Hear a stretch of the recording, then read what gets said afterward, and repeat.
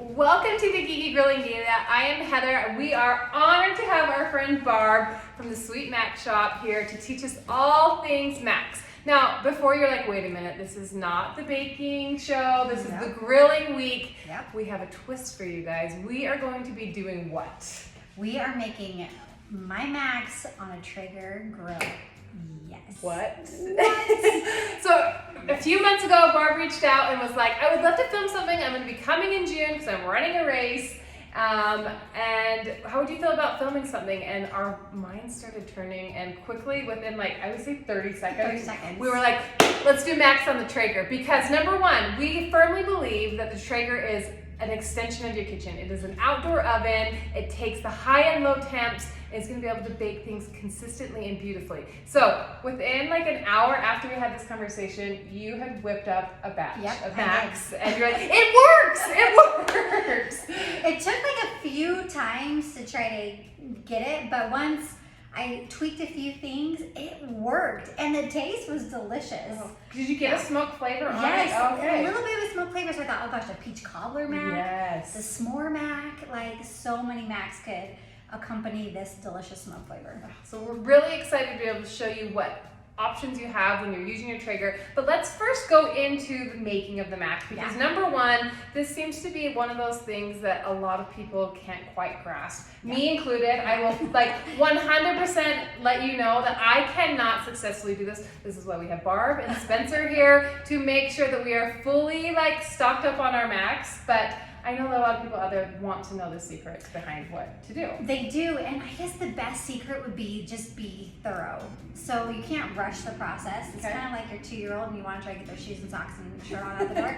And they're not going to be rushed. And same with Macs. You have to be meticulous. So you have to measure with a scale every time. You have to have a room temperature egg white, and you have to measure down to the gram. I love it. And I think the one thing that we can see here is that there are some specific tools that you will need, but nothing like crazy. You know, like if you're a baker, you're most likely going to have a scale and a sifter and a KitchenAid. You know, so like we're not asking you to go out and buy all these things to create these beautiful cookies. Correct. It's just knowing how to use them. It's utilizing the tools you have. Like even if you don't have a sifter and you have like a strainer. Yes, thank you. Yeah. And as long as you're wiping that out, so after your greasy donuts are made, you're good to go. Like you can really use anything in your kitchen. Well, I'm excited. Yeah. Okay, let's get started. Okay, so first thing we do is we measure out all the ingredients. And like I said, we measure down to the gram. So for my recipe, I use 160 grams of room temperature egg whites. Now, we've done the thing new versus seasoned egg whites, or egg whites left out overnight versus pulled out of the fridge that morning. And to be honest, we haven't noticed a big enough difference to go through that extra step. So we just pull our eggs out first thing in the morning. I go for a run, I come back, I measure them, and we go from there. I'm so glad you touched on that, because this was, like, when we first started doing this, a really sensitive subject. Like, people are like, you have to age it for 48 hours, or you have to leave it out. And I was like, number one, I'm not going to remember 48 hours beforehand. And number two, if I leave anything out on the counter, it's going in the sink. Like, you know, we're cleaning up. So, well, and then what point after, if you don't make Macs, can it stay on the counter? Do you put it back in the fridge, or I throw it away now? Like, totally. It just opens this whole gamut of emotions I can't really like cope with very well. So we just pull them out in the morning, I go on a run, and then I measure. Thanks for giving us permission to just do same Granted, here's the permission. And they work just fine. We haven't noticed any huge differences in hollows or those splotchy tops or those turned out feet, and so this just works for us. Well, and I think before we even to give you some credit here, in the peak of your Mac making, how many were you making a week? Oh, over 1,200. 1,200 Macs in a week. So this is not just like, made this batch a few times and it worked out for us. Like, this is tried and true. This recipe has been R&D'd over 80 times to come up with the perfect recipe before we launched on our website. Yeah. Well, you're amazing. So, no, I wanted to make sure I was giving people tools to be successful, not, oh, well, now you've got to blink and rotate and flap butterfly wings and then proceed, and it will turn out. And if it doesn't work, do 3 spins and you're good to go. And he'll click. Yeah. Basic instructions, basic ingredients. Don't add the fluff. Okay. Leave that for the buttercream. Okay. So, all right, so 160 grams of egg whites go into our bowl. Okay. Remember, this bowl has been wiped down with vinegar. It has 0 residue fats on it. that is also a good trick. And you do have a different bowl for your buttercreams. Yes, Okay. I have a completely separate bowl for our buttercreams. So in this bowl goes 1 teaspoon of vanilla. Okay. And you like clear vanilla? Clear vanilla. Okay. Because we use color, as you know, and any muted brown tones in your egg whites, you're already fighting a yellow almond flour and a yellowish off-white egg white. So you want to really be sure you're not adding any more variables in there. Okay. So clear. So just dump this in? Yep. Dump A that whole in. teaspoon? Yes, and now I need a timer. Does your Oh, watch have it a does, timer? yes. Great. I need you to time it for 2 minutes. Okay. So glad we have that. Set timer for 2 minutes. Perfect. So we're going to turn it on to 4. And then we're going to add the 88 grams of sugar right here in the bowl. We're going to just prance it on in there for the first few seconds. I don't even know if that's This is just a word. granulated sugar, Just right? granulated Okay. sugar. Anything you find not special. Sorry, sugar. You're special. We love But sugar. it's basic. Yeah, ask me again if I love sugar. It's a yes. It's a definite yes. So we just sprinkle that in there, and then we're going to let that go for the full 2 minutes, and then we're going to crank it up to 6, do 2 more minutes, and then 1 last minute at 8, and then we got to add the color in that last minute. Okay. Yeah. Okay, Barb, so you added your sugar right at the beginning. You didn't wait till it gets to soft peak, so why did you do that? Well, sugar needs to dissolve, and the sugar is what creates the hard shell. So if I want that sugar to be dissolved and really well incorporated, I want it mixing the longest amount of time as possible. Now I don't want to add it in all at once because I do want those granules to mix in with the egg white and get incorporated to build that bond, that protein bond. That's going to make the top of the shell really sturdy and stable. Okay, now we're at 4 minutes in, right? Yep, so up to 8 for the last minute, and we're adding the color. So we're just going to do, I don't know, let's do 3 drops of turquoise. And Barbie's like the custom color mixer here. So we asked for some blues and she can combine And them we're all. going to do 3 drops of sky. Just a really gorgeous I feel like this is like holding back for me. it is. All right, so we did 2 minutes at 4, 2 minutes at 6. My magic recipe is 1 minute at 8. I added the color in the last minute, and now I'll show you this meringue. During that whole timing process, are you someone who can trust yourself to like multitask, or are you stuck here? No, I multitask, but I set a timer every time, and let me tell you why.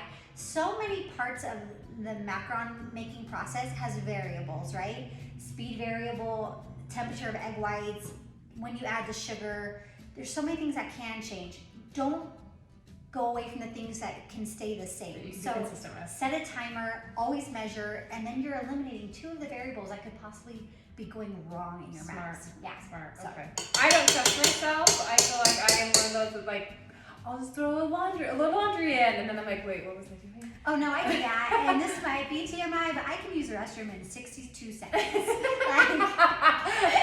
Done. I love that you timed it too. Well, I'm like, set the timer, put it in, run. Yes, I'm like, oh, I yes. did that way faster than when I thought I could do that. Yes. Yeah, no, I do will play a little game with myself, like, what can I get done in 2 minutes? Smart.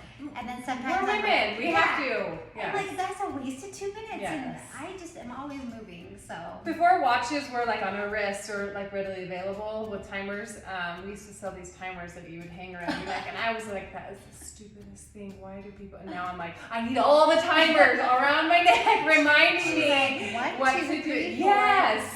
5, 6, 7, 8, So if 9. Apple could make the ability to have like 6 timers on one, Yes. I'll be your first person. Now this egg white mixture, I loosened it up a little bit, but it should not be able to come out of your bowl. So if it does, what is the step? Keep beating, Back and in. it's not going to hurt it if you've like stopped.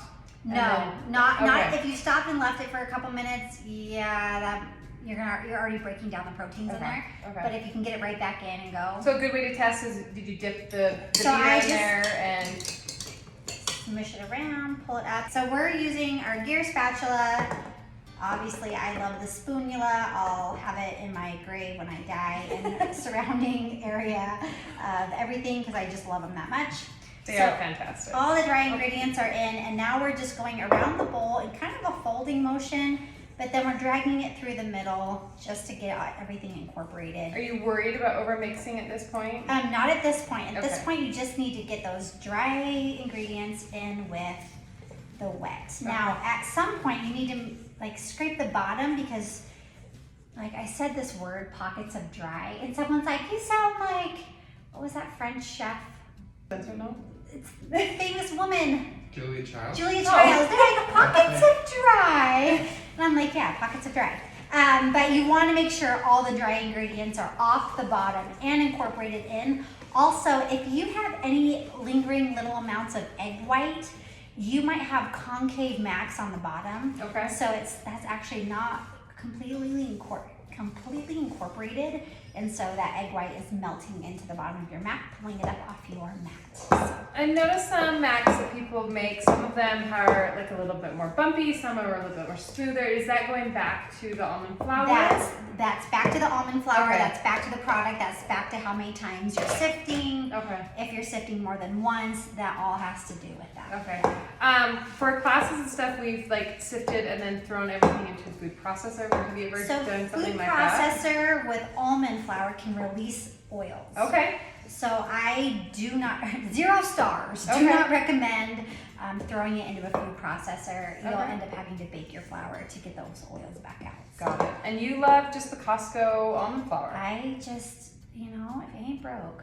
And if you've tried, knowing Barb, she's gone out and tried all of the options that are out there. And tell me what you love. So about for this. me, our almond flour at our Costco is not as oily. Now there are some great flour companies out there, like Blue Diamond makes this buttery, soft, amazing almond flour. Okay. Every time I grab a bag, it ends up being a little more oily. Yes. And I'm having trouble with it, so I usually Okay. have to bake that off. Okay. So this Costco brand does well for me, Okay. but there are amazing brands out there. We've loved Bob's Red Yeah, Mill. Bob's Red Mill Yeah. and Blue Diamond, I think, are the leaders of the mac industry. So we're looking for a V to come off of our spatula. So it is a V, but see that breakage? We need it in a little bit more of a ribbon stage. Okay, so more of a flow coming out. Yeah, so I'm Okay. just gonna go around the bowl a few more times, and then we're gonna go, and we're about there. See how it's a little bit more ribbony? Yes. Look at that. When you go around your bowl, you're folding in that. So not like heavy mixing. Right, you're not going back and forth rapidly and quickly. That will create air bubbles into your Okay. macaronage. So you're going very gently and then pushing it against the side of the bowl. That just, you can hear the air bubbles. Yeah. It just helps get those air bubbles out, and then you go around and you fold again. And so that is a perfect macaronage. We're gonna stop while we're ahead, because over macaronaging your batter can also ruin it. So Looks beautiful. 2 signs, the V and then the flow. Okay. Okay, so I'm using a Wilton 12 tip regular coupler and one of those Wilton multi-use bags. I mainly use this because that's what was available in our town Sure. when I started making macs, and because I'm superstitious and I do care about the wings of a bird in Canada and the way it flaps, I just keep using the same thing because it's tried and true. Tell me why you like the coupler. So it's just the old school Barb. Okay, yeah, no, it's great. Because it's like, people love it or hate it, right? Right, so if I knew how to use the other way, I probably would, let's Okay, be honest. well- I just don't, so. I love it because I'm not like classically trained with pastry bag, Yeah, and so no. my pressure sometimes will cause it to pop. Yeah. And so for me, knowing that like everything is nice and secure in there, Yes. saves me the heartache, because if I don't, halfway through I'm like, why did I not put the coupler on? So, and sometimes like I'll cut the bag and I think I'm all good and I'll go and the tip shoots out and Yep. I'm like, well, that was a mess. Yep, so this is just extra insurance. Yeah, so we're putting it, I always stick it in a bigger cup, and for the sake of carpal tunnel, I only put half my batter in at once. It's a more natural shape for my hand to hold, and then at the end of the day, my wrists aren't killing me and I don't have to go to bed in a grandma sling. No offense, but So this is just a personal this preference. just is a Okay. personal preference. But I twist it, and I'm gonna apply pressure on the top. So I'm applying a pressure on the top, and then I'm gonna, I'll show you how I pipe right now, but let's see if you can get On this. your clean trays. On my clean trays that I wipe down with vinegar. So I put it down, I apply pressure, I let go of pressure, and I swirl the top back in. That one wasn't good. For sure. You know when someone's watching you type, you can't type fast? Yeah, that's Same kind thing's of what's going happening. on right here. You're doing great. Do you normally use a guide underneath, or do you have your sizes? So pretty well I done? normally use a guide, so Okay. these are looking a little bit skinny wonky. I feel like they're looking really great, so props to you for knowing. I know some people will count, like Spencer's mentioned before, like if he's doing like intricate piping, it's like counting to get the same. So that will get into my head. Like I'll think, oh, did I count the same speed as last time? And I'm already piping 3 down, and then I'm like, oh, well, I have no idea what I just did. And tell me why you prefer parchment over, or a slow pat over a parchment. So that is just personal preference. Sometimes people can get less hollows using a parchment. It's just how the heat distributes throughout the mat. Not all mats are created equal. Sure. So you really need to find a mat that works for your oven, your pans, whether you have aluminum pans, steel pans, tin pans, that all matters. Okay. So that's a combination that you have to do some on your own experimenting on. Okay. So one of the fun things that Barb has, of course, experimented in her kitchen, because we love that you like try things out and then test the limits, because it's so important to understand the whys, because it's great to have a recipe, but understanding why you're doing it is so important. And Yes. so one of the fun things that you've been trying is this upside down cookie sheet, which is essentially like our seam or our sideless cookie sheets, right? The air bake ones. Yes. So this helps with airflow. So Okay. if I'm using a no rest method where I'm just gonna tap these, get the air bubbles out, let them sit for a minute or two, and then pop them in the oven, I want to flip my sheet upside down because of airflow. Okay. So the air doesn't get trapped in here or sometimes your oven can have hot spots and the air can get trapped there within the rims of the pan. So flipping it upside down will just help that airflow move throughout the max and create less cracking and a better mat by way of hollows. Okay, so you're using the same recipe whether you're resting or not? Yes. Okay. When I don't rest, I tend to beat my batter just a little stiffer. Okay. And that would be the only difference. And then the upside down pan, even though it's called a no rest, I still let it sit and hang out for like a mini nap. And then how long do you normally let your rested one? 30 minutes. 30 minutes. Yeah, okay. until I can run my finger across the top and there's a nice skin. Okay. Yeah. All right, we're going to put her rest, no rest to the test. Yeah, let's And do it. we've got 3 that are gonna rest for a half hour, did you say? Yep, about Okay. a half hour. And we're gonna take this one that's on the upside down cookie sheet, we're gonna take this out to the Traeger. We're just gonna give it a whirl. Your Traeger, you have a Pro. I have a Pro. And Yep. so it's a little bit different, and well, when we get out there, we can kind of talk differences, but what we're gonna play with as we get out there is understanding the temperature changes. Sure. Because between the Pro and the Timberline and the Ironwood is a little bit different ventilation system. And so the Ironwood and the Timberline are more like a convection oven inside of there that it's circulating it a little bit differently, a little bit more accurate. It's putting fresh smoke in there more consistently than the Pro. They both do a great job, but that's where you're gonna have to play with it depending on which Traeger you have at your house. So again, this is like getting to know your oven. We talk to you so many times as you're beginning bakers, like get to know your oven, understand where the hot spots are, understand whether it's running hotter or cooler, knowing all those things. And so we're gonna have to kind of figure that out with our Traeger as well, which is fun. It's Which part of the is baking fun. process. We forgot to tap our pans. Oh, So okay. I'm just gonna tap them and get any of those air bubbles to the surface. So Yeah. this one has some air bubbles, Yep. so it just smooths it out. So or usually I take a scribe at this point and Okay. I will fill it back in. fill it back in, but Okay. no scribe. We're Just gonna- like 3 taps is all you do? 3 Okay. or- What about the ones that are on the I upside rest- down? Yep. So, makes me nervous. Okay. God, we tapped. They've been tapped. Congratulations. All right, let's go out to the Traeger. There's a few things that like we want to be careful with because like a oven, especially like a convection oven, the air is circulating through the Traeger. And so oftentimes we think, oh, well, the heat source is all going to be on the bottom, which with the Traeger there is, but because the air is circulating, it gets really hot on top. So depending on how many racks you have in there will also help like determine when and like what temp to put it on. Because And that's right. So because it's convection and not convention, we Yes. do need it so normally your oven is set at what? at 285. 285. So we're gonna put this in at 265 just to see kind of where it's at because we don't want to burn it. And we put it. The Timberline has 3 racks, so we're putting it in there.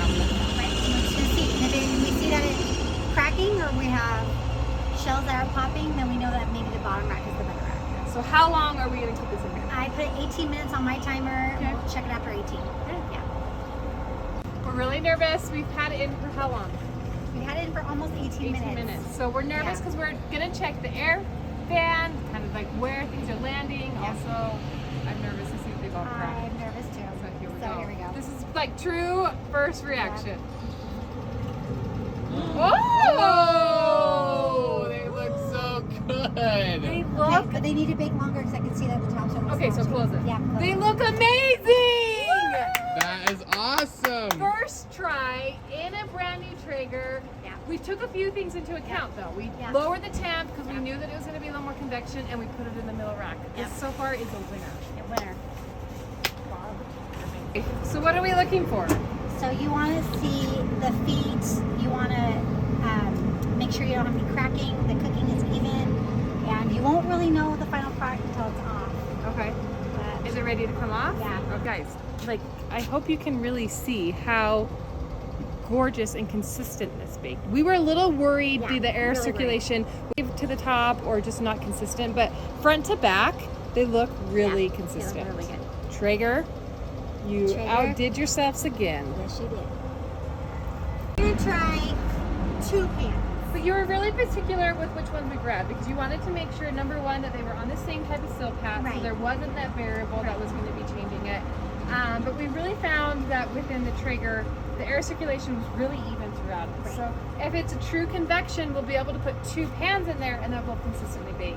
Yeah. So Beautifully. we're gonna try. So we've kind of like kitty cornered them in there, up and bottom, and we're going to put it in there 18 more minutes. Yeah.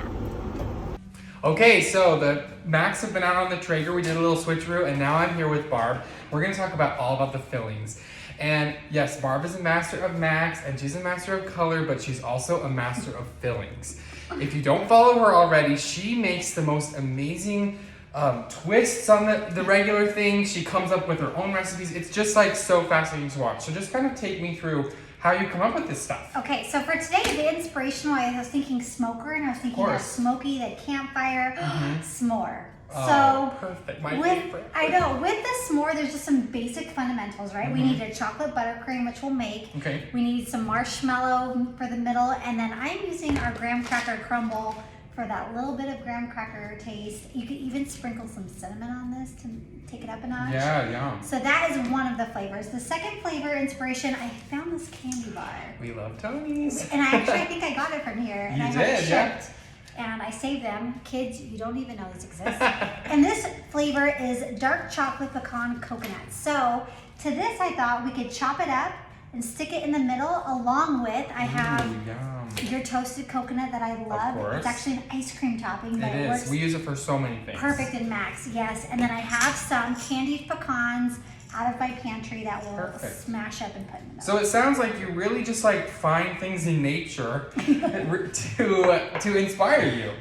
Max anything in the wild. like of course a candy bar, but I mean I'm sure Yeah. you've come up with some wild and crazy ones too, Yeah. like based on cakes or Yep. based on Yep. all kinds of different desserts. That's so fun. I mean, and that's the thing too is like don't be afraid, right? Don't be afraid. I mean, what do you got to lose at this point? Seriously, Yeah. perfect. Okay, so Yeah. take me through. We're gonna start with the s'more one. The s'more one. Okay, so I have just my basic buttercream.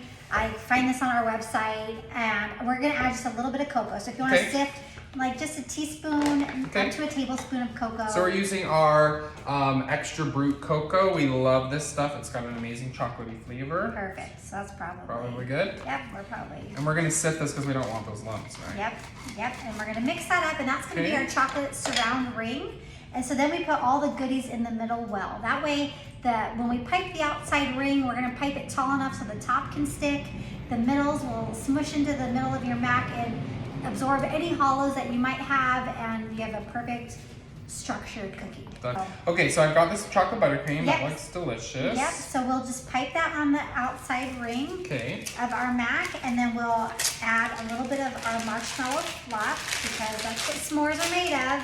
Perfect. So we have all components, our chocolate, our marshmallow, and then we'll hit it with some graham crumble. That we love crumbles. We love texture. Yeah. Obviously, as being an interior designer, texture is embedded into my soul. Of course.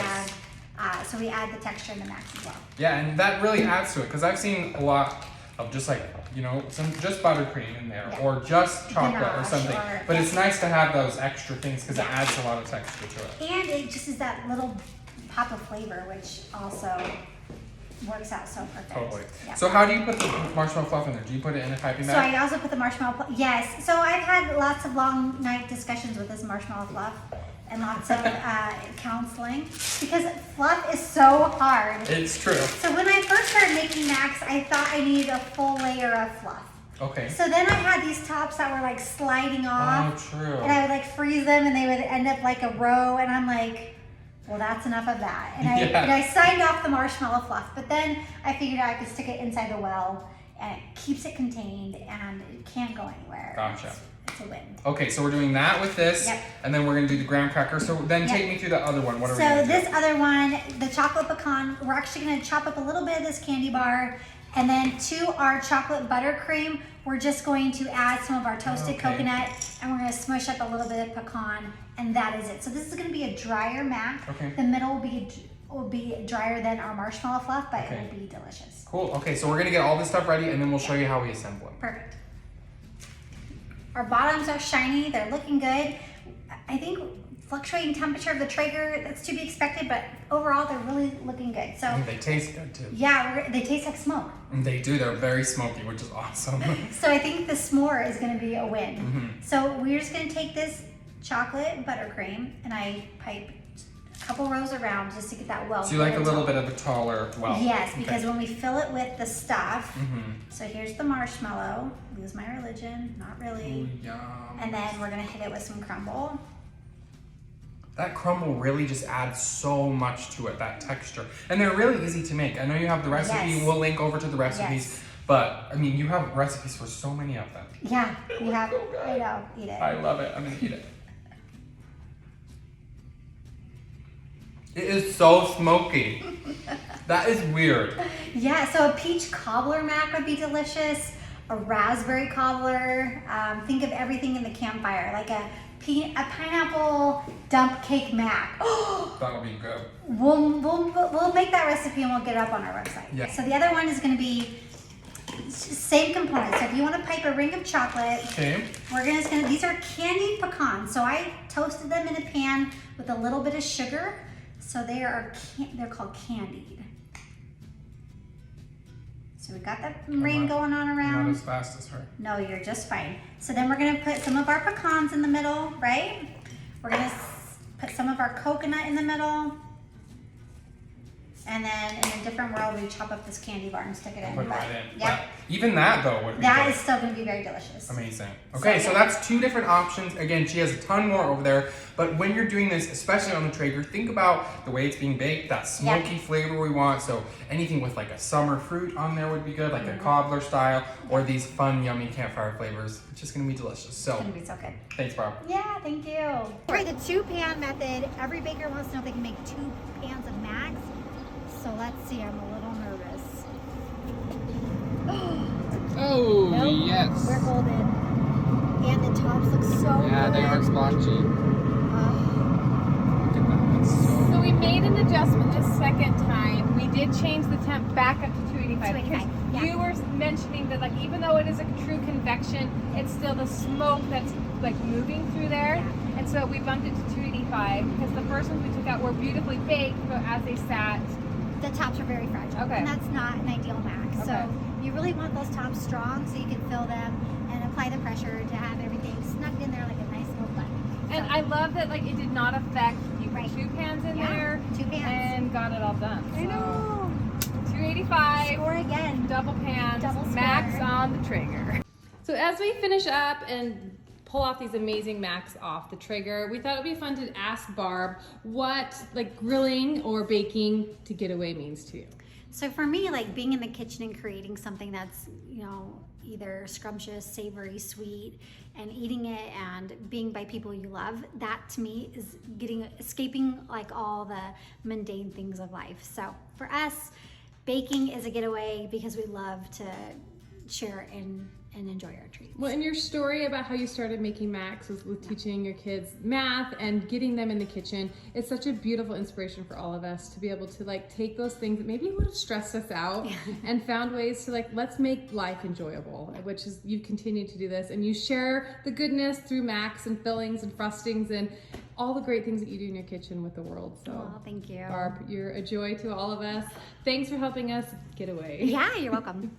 So, true Barb geeky fashion, we put some more experiment to this, right? We did. So, the first batch we loved. We were really impressed with like the baking qualities, but after it rested for a while, they were not all the way done. The splotchy tops, which is a true direct sign of heat and Okay. needing more of it. Okay. So then round 2, what did you do? We turned the temp up and we did the 2 pans. Okay. So then the third batch, perfect. The temp maintained up and we just did the third pan on its own. On its own, 285. 285. For like 21 minutes, Yep, did you just say? a little over 20 minutes. Okay. Yep. But look at this. Like, I've never had Macs come out of my oven looking this great, let alone a Traeger. So So good to know that my recipe works on a Traeger for the summertime heat. it does. So hopefully you guys learned something great, not only making Macs, making some great fillings, but realizing that your Traeger is really an extension of your kitchen. It's an oven, so use it as such and have some fun with it. Absolutely. And they taste a little smoky. Oh yeah, they do. So- It's so good. So now follow Barb. She's going to give you all sorts of different ways to make it. Like with fillings, we were talking Yeah. peach crisp and all Raspberry sorts of cobbler Yes. and you name it, we talked about it. We're gonna do it. So have fun. But thanks for joining us today.